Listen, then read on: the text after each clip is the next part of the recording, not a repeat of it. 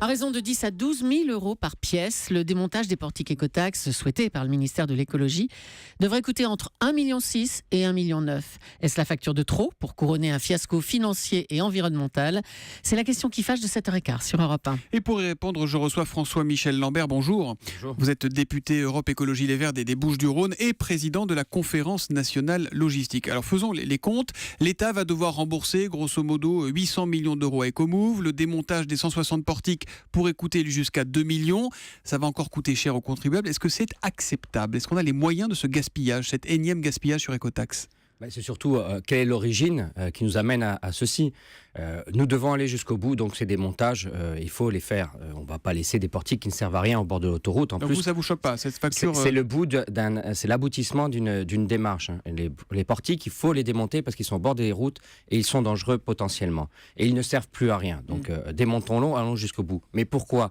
Mais parce que le précédent gouvernement sous Sarkozy a cru que par une réponse basique à un problème qui est posé, qui est l'écotaxe, l'éco-redevance mise en œuvre partout en Europe, il suffisait de monter un système qui date de Mathusalem. Je rappelle que ces portiques ne servaient qu'à faire les photos, que nous avions aurait dû servir, parce qu'au total, ça coûte 973 millions d'euros. Si on met tout bout à bout, ça n'a servi à rien. Techniquement, on avait déjà le Minitel à l'heure d'Internet, et pour cela, on a vu les manifestations que ça a donné. D'ailleurs, et en plus, il y avait des coûts faramineux, puisqu'au total, on aurait dû débourser 3 milliards d'euros. Donc, pourquoi pas les utiliser? Parce qu'on sait que la régulation du trafic, la baisse des vitesses, ça fait baisser la pollution, par exemple. Pourquoi pas les utiliser pour installer des radars, ces portiques? Parce que structurellement, ils ne sont pas faits pour faire être des radars. Ils sont faits pour prendre un certain type de photos, pas pour faire du radar. Il suffit de les regarder. Ça s'adapte une fois qu'il y a la structure. Non, ça s'adapte avec des surcoûts. Là, vous en avez pour 10 à 20 000 euros, je ne sais, le démontage. Les adapter en radar, c'est peut-être 50, 100, 200 000 euros. Je crois qu'à un moment donné, il faut repartir sur de bonnes bases. On avait vraiment... L'éco-redevance, elle est indispensable. Elle se met en œuvre dans tous les pays. En France, on a choisi une technologie du passé et en plus, avec des coûts, je rappelle, c'était 250 millions d'euros qui partaient dans une société italienne dont on ne comprend pas trop son montage. En attendant, François-Michel Lambert, député Europe Écologie Les Verts, je le rappelle, les camions roulent, les camions polluent et il ne vous a pas échappé qu'on a quelques petits problèmes de pollution ces temps-ci? Il ne m'a pas échappé. Il ne vous a peut-être pas échappé non plus que les camions ont accepté une augmentation de 4 centimes sur le gazole sans aucune remarque. Donc ce n'était pas une question de payer, c'était une question d'un système qui était impactant sur le modèle. Moins que ce qui était prévu. Non, ils payent en termes de collecte, il y a effectivement moins. Mais je pense qu'on aurait pu même mettre un peu plus d'augmentation. C'est pas le sujet du matin. Le sujet du matin, c'est qu'on avait une usine à gaz. C'était un système qui était monté et qui coûtait plus cher. Vous savez que j'ai rencontré des transporteurs qui me disaient « Moi, j'ai pas de problème à payer.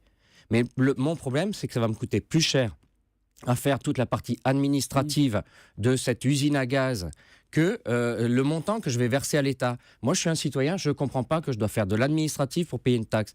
Et c'est pour ça qu'ils ont accepté l'augmentation du gazole. C'est pour ça qu'ils sont prêts à revenir à une éco-redevance, mais une éco-redevance du 21e siècle, pas celle qui a un modèle qui date d'il y a déjà plus de 10 ans. Vous n'avez pas le sentiment, en même temps, qu'en démontant ces portiques, le gouvernement enterre l'écologie? Ah non, au contraire, comme vous l'avez dit, je préside la Commission nationale logistique et nous travaillons à réintégrer des logiques, les attentes écologiques, mais aussi des performances économiques dans l'organisation de nos flux sur le territoire. Il y a, je fais une petite aparté, mais qui n'est pas nulle, il y a 20 à 60 milliards d'euros pour la France à gagner si on arrive à avoir une performance logistique du niveau de nos autres voisins, Pays-Bas, Royaume-Uni ou Allemagne. 20 à 60 milliards d'euros à réinjecter dans notre économie, tout en répondant aux enjeux écologiques. C'est simplement qu'en France, on a toujours laissé faire, on a toujours laissé s'organiser tout seul un système qui, à la fin, est extrêmement coûteux pour notre économie, impactant pour notre environnement et qui en plus crée des camions en tout lieu, en tout point. Quelles sont les pistes là, pour remplacer l'écotaxe? Elle est passée où l'Eurovignette par exemple? Elle est prévue ou pas? On peut revenir sur les Revignettes. Donc, dans la Le conférence gouvernement que je préside, veut revenir sur l'Eurovignette? Vous avez des informations? vous en avez déjà sorti une ce matin. Je reviendrai demain matin pour en parler peut-être d'une deuxième. Non, Soyez les bienvenus. Quand on sort des infos, vous pouvez venir tous les matins si vous voulez.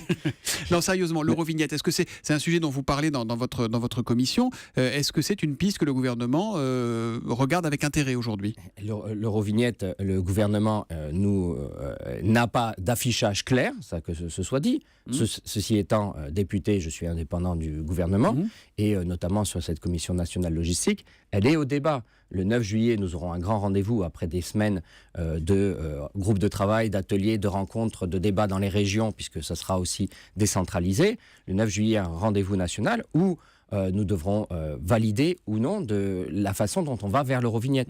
Mais est-ce qu'on perd pas trop de temps? Est-ce que vous entendiez dans le rappel des titres juste avant cette interview, votre interview, 2015 est une année critique pour l'humanité, dit la Ligue pour la Terre, qui regroupe des experts du climat du monde entier. Est-ce qu'on ne perd pas de temps? Est-ce qu'on ne va pas encore mettre 17 comités Théodule qui vont faire 17 rapports, qui vont faire 17 commissions, et au bout du... ça, les comités, on les a eus pour expliquer si on pouvait ou pas avancer sur cette écotaxe version EcoMove. Moi, je crois qu'il faut vraiment dire écotaxe version EcoMove. On a compris qu'elle ne répondait à aucun des enjeux, si ce n'est à une gabegie financière.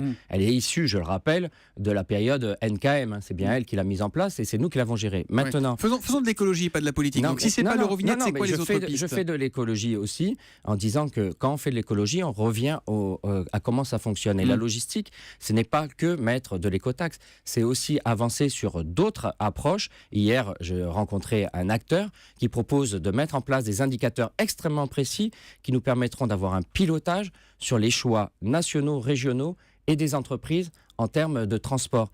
Un indicateur qui ne prend d'ailleurs pas que le CO2, mais qui prend d'autres paramètres. Eh bien, à partir de quelque chose de structuré, de quelque chose accepté, cet indicateur est en place depuis 1 an dans les entreprises. C'est-à-dire que dans chaque entreprise, on aurait un indicateur comme un thermomètre, et en fonction de ce que dirait ce thermomètre, un indicateur partagé. C'est et cet indicateur vient du monde des entreprises. C'est-à-dire qu'il est déjà accepté par les transporteurs, par les chargeurs. Et ils nous demandent, ils nous proposent que les politiques nous mettions autour et qu'à partir de là, nous construisons. Moi, je pense que c'est comme ça qu'on fait de la politique, c'est qu'on vient du monde des entreprises, on vient du monde de la réalité et que nous la structurons et qu'après nous donnons un cadre, une stratégie. C'est pour quand? Quand est-ce qu'il faut que tout ça soit mis en place? La stratégie, c'est le 9 juillet. C'est trop loin, mais c'est déjà là. Et à partir de là, une stratégie, c'est pas tout de suite les applications.